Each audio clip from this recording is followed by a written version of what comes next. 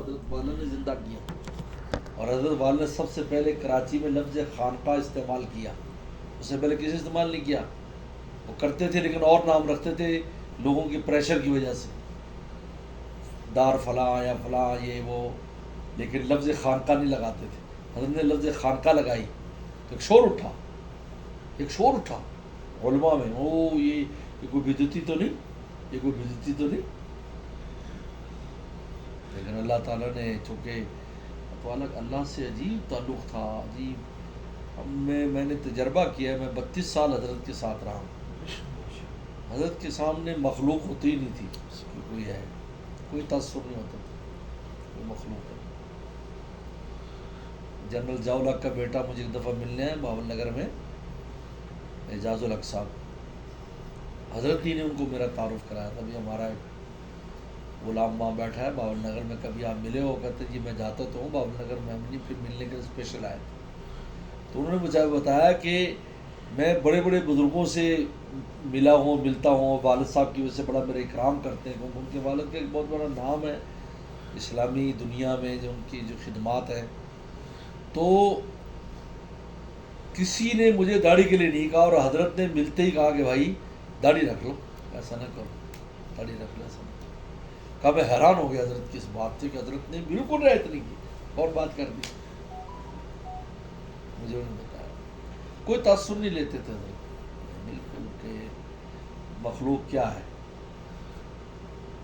Thai land میں پہلا تجربہ تھائی لینڈ میں ہوا، جب محمد کے ساتھ برما جا رہے تھے تھائی لینڈ اترے. جب تھائی لینڈ اترے تو وہ جہاں بیٹھنے کی جگہ ہوتی ہے انتظار گاہ، لانچ جو ہوتا ہے، اس لانچ میں حضرت فرمایا نیچے چادر بچھاؤ، یعنی ادھر سواریاں بیٹھی، لوگ بیٹھے، انگریز اور مختلفوں کے سیاح جاتے ہیں، اور حضرت لیٹ گئے اور اس طرح خدمت پر لوگ لگ گئے. تو مجمع کھڑے ہو کے دیکھتا ہے ایسے پیچھے سے، کھڑے ہو انگریز بھی. اور آپ یقین مانیں کہ مجھے پسینہ آ گیا مجھے تو تصویر، یہ لوگ ایسے سے دیکھ رہے ہیں اور حضرت والا بالکل لیٹ گئے اور اس کو دبا رہے ہیں. اور مجھ سے فرمایا جاؤ پانی لے کر آؤ. آپ یقین مانیں میرے قدم نہ اٹھے، مجھ پر ایسی گھبراہٹ تاری.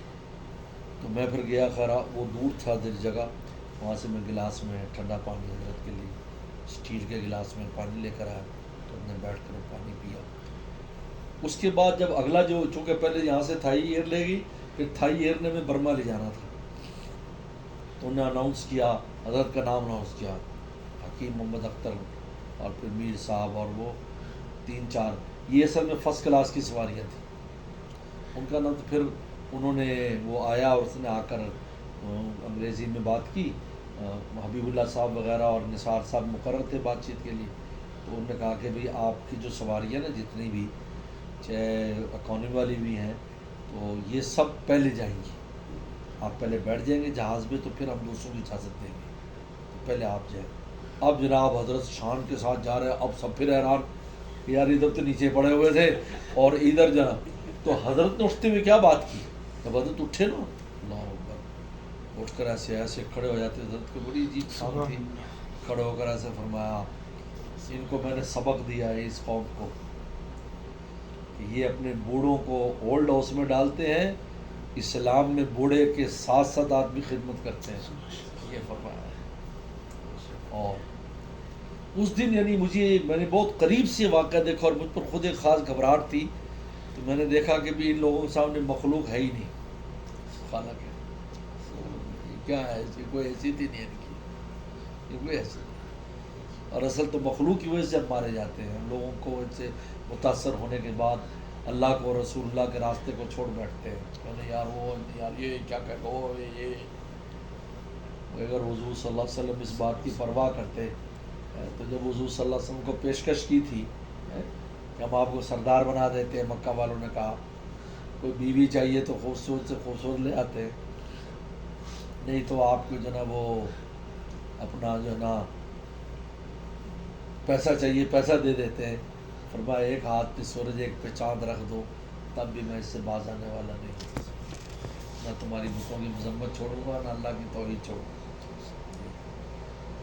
یہ مومن کا شان یہی ہونی چاہیے، اوپر دیکھے، اللہ رسول کو دیکھے، بس پرواہ نہ کرے، کسی نے کچھ بھی نہیں کر سکتے، کسی کے بلے میں ہے کیا؟ مخلوق تو اتنی مجبور ہے، اللہ نے خود کا خلق انسان ضعیفہ کہ انسان سب سے ضعیف ہے، تو وہ ضعیف آپ کو کیا نقصان پہنچا سکتا ہے؟ لیکن ہمیں دراصل نقصان خود ہی پہنچتا ہے، کیونکہ ہم پہلے سے اپنے آپ کو نقصان دینے کے لیے تیار ہو جاتے ہیں۔ عجیب بات ہی ہے دراصل، اس لیے لکھا ہے نا کہ دو آدمی گزرے، ایک کو سانپ سے ڈسوایا، اس کو کہا کہ یہ جو نا اس نے بائٹ کی ہے مینڈک نے، اچھا، اس کی قوت مدافعت اتنی اندر تیار ہوئی کہ وہ اس زہر کو ختم کر دیا۔ دوسرے آدمی گزارا تو وہ مینڈک سے ڈسوایا، انہوں نے کہا سانپ نے ڈسا ہے، وہ مر گیا۔ انہیں پتہ چلا کہ یہ اندر ہی اصل میں نفع نقصان انسان کرتا ہے، اور جب مولا سے تعلق رکھتا ہے تو اس کو نقصان پہنچانے والے بھی نہیں پہنچا سکتے، اور جب مولا سے تعلق نہیں ہے تو پہلے سے یار یہ ہو جائے گا وہ ہو جائے گا، اور اسی میں ہو جائے گا ہو جاتا ہے۔ جیسے فرمایا ان العبد ظنی بھی، اللہ فرمایا بندے کے لیے وہی ہوں جو گمان کرتا ہے، ہر کہا کہ مولا اللہ کافی ہے بھائی، اللہ فرمایا بندے پرواہ نہ کر، ہم کافی ہے۔ کہ یار بدنی کیا بنے گا، آگے بس کیا بنے گا، جا بھی بھائی، دنیا میں کوئی کام ہے جو اللہ کے بغیر ہوتا ہو؟ بولو یار یہ بچے جا رہے ہیں، یار ان کا ایکسیڈنٹ نہ ہو جائے، بھی کیوں ہو جائے؟ کہ اللہ تعالیٰ کی ذات کے بغیر ہوگا ایکسیڈنٹ؟ تو کیوں نہیں کہتا انشاءاللہ کوئی خیریت سے جاؤ گے؟ بھائی اللہ کا شکر ہے، آپ حافظ سے پڑھنے کوئی مسئلہ نہیں ہے، ایسے کرو نا، جب پہلے سے آپ وہ کرو گے۔ یہ اللہ کی ذات پر دراصل بدگمانی ہے کہ جب پتہ نہیں ہل سکتا اس کائنات میں تو کوئی واقعہ کس طرح ہو سکتا ہے اللہ کی چاہت کے بغیر؟ اگر آپ کو اللہ کی ذات پر اعتماد ہے واقعہ نہیں ہوگا، یہ اہم بات ہے۔